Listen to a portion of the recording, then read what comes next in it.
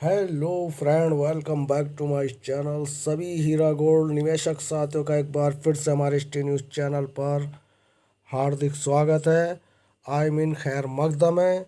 जैसे कि दोस्तों आप जानते हैं कि हीरा गोल्ड से जुड़ी जो भी कोई अपडेट आती है हम आपके सम्मुख लेकर आते हैं। ऐसी ही अपडेट फिर आपके लिए आज लेकर आए हैं। बड़ी अपडेट जो दोस्तों हम आपके लिए लेकर आए हैं, ये अपडेट सुप्रीम कोर्ट की तरफ से है। सुप्रीम कोर्ट के न्यायाधीशों को व्हाट्सएप ऐप मैसेज भेजने से परहेज करें। कोर्ट ने हीरा गोल्ड घोटाले के मामले में पीड़ितों से कहा। बड़ी अपडेट दोस्तों आप यहाँ पर देख सकते हैं 11 फरवरी 2022 की, यानी कि ये हमारे पास अपडेट कल आई थी। लेकिन दोस्तों किसी कारणवश ये अपडेट हम आपको कल नहीं सुना सके, तो दोस्तों ये अपडेट यूएस खान आपके लिए लेकर हाजिर है। अस्सलाम वालेकुम रहमतुल्लाह वबरकातुहू।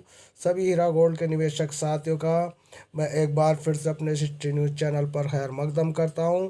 दोस्तों जैसे कि आप जानते हैं कि हम सभी चिटफंड कंपनी और सोसाइटियों की न्यूज़ अक्सर आपके लिए लेकर आते हैं, सभी के लिए लेकर आते हैं।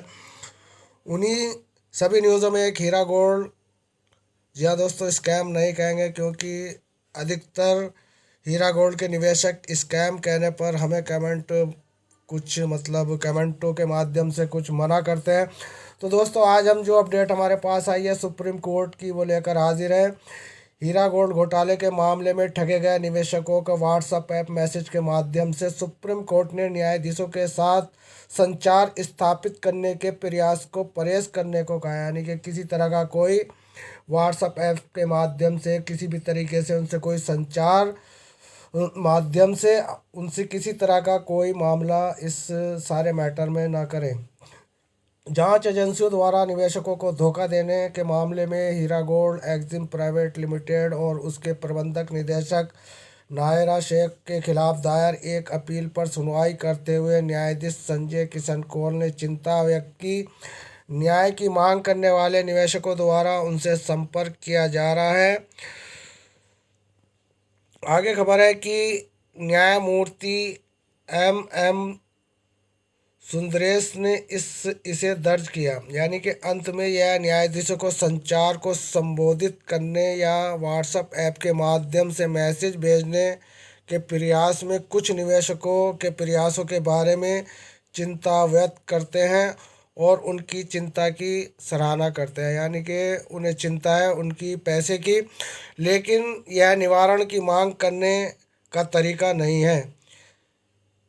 इसके लिए हम उनसे ऐसा नहीं करने का आह्वान करते हैं। तो दोस्तों हीरा गोल्ड के निवेशकों को ये एक ख़ास तौर से न्यायाधीशों द्वारा ये बताया गया है कि उनकी हम चिंता कर रहे हैं, लेकिन जिस तरीके से वो हमसे, जिस संचार तरीके से वो हमसे अपने मामले का निवारण यानी कि उसको निपटारा चाहते हैं, वो ऐसा नहीं हो सकता। और इसीलिए उन्होंने आप सभी लोगों से ये आह्वान किया है, आई मीन रिक्वेस्ट की है। सोने का कारोबार करने वाली कंपनी हीरा गोल्ड एग्जिम प्राइवेट लिमिटेड ने निवेशकों की गई राशि को 33% लाभांश भुगतान करने के दावे के साथ जनता से भारी जमा राशि एकत्र की। जब कंपनी का लाभांश और परिपक्वता राशि का भुगतान करने में विफल रही तो राज्यों के निवेशकों ने अन्य बातों के साथ साथ धोखाधड़ी का आरोप लगाते हुए शिकायत दर्ज कराई। उसी के आलोक में कंपनी के प्रबंधक निदेशक नौयरा शेख को गिरफ्तार किया गया था। 19/1/2021 को सुप्रीम कोर्ट ने उन्हें सशर्त यानी कि शर्तों पर जमानत दी कि वह निवेशकों के दावा का निपटारा करेगी। अंतरिम जमानत समय समय पर बढ़ाकर 5/8/2021 को से पूर्ण कर दिया गया। सुप्रीम कोर्ट ने पिछले मौके पर शेख और 5 एजेंसियों को यह सुनिश्चित करने के लिए कहा था कि निवेशकों का उनका बकाया मिले। उसी को सुविधाजनक बनाने के लिए कोर्ट ने जांच एजेंसियों को कंपनी के खातों को डिफ्रीज करने का और शेख को आवश्यक पहुंच प्रदान करने के लिए भी कहा था। यानी कि ये पूरा मामला जो है जांच एजेंसी की कंपनी के खातों पर डिफ्रीज करने और शेख को आवश्यक पहुंच प्रदान करने के लिए भी कहा गया था ताकि निपटान प्रक्रिया में तेज़ी लाई जा सके। कोर्ट ने बुधवार को इस बात पर नाराजगी जताई कि 3 साल बाद भी एफएलएस रिपोर्ट उपलब्ध नहीं कराई गई। कोर्ट ने नोट किया कि कई न्यायाधीशों ने एफएसएल की संख्या की अपर्याप्तता का विचार व्यक्त किए हैं। यही कथित धोखाधड़ी की जटिलता इतनी बढ़ गई कि तकनीकी और हार्डवेयर और सॉफ्टवेयर दोनों में उपलब्ध होनी चाहिए और जांच एजेंसी के पास इसके निपटान के लिए जनशक्ति का होना चाहिए जनशक्ति के लिए होनी चाहिए। यानी कि जो इस वक्त ये बड़ी खबर दोस्तों हमारे पास आ रही है, ये न्यायाधीशों की भी यहाँ पर कुछ कमियाँ यहाँ पर बताई गई हैं। एस एफएसएल की संख्या की अपर्याप्त पर विचार व्यक्त किए हैं ये, और यदि कथित धोखाधड़ी की जटिलता इतनी बढ़ गई है कि तकनीकी तो हार्डवेयर और सॉफ्टवेयर दोनों में उपलब्ध होनी चाहिए और जांच एजेंसियों के पास इसके निपटाने के लिए जनशक्ति होनी चाहिए। 5/8/2021 को भी इस तरह की चिंता व्यक्त की गई थी।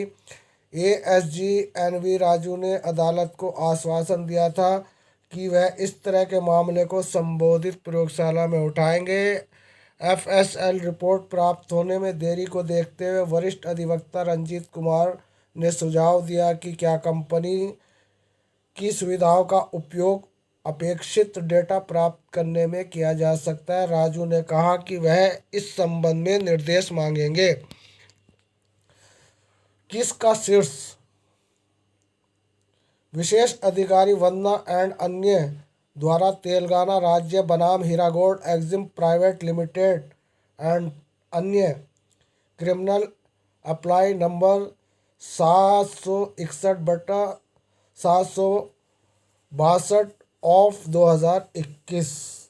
तो दोस्तों यहाँ पर पूरा मामला दिया गया है और आदेश पढ़ने के लिए, डाउनलोड करने के लिए यहाँ पर बताया गया है कि आप डाउनलोड भी कर सकते हैं। यहाँ पर क्लिक करके पूरी पढ़ भी सकते हैं पूरे आदेश को कि क्या सुप्रीम कोर्ट का आदेश है।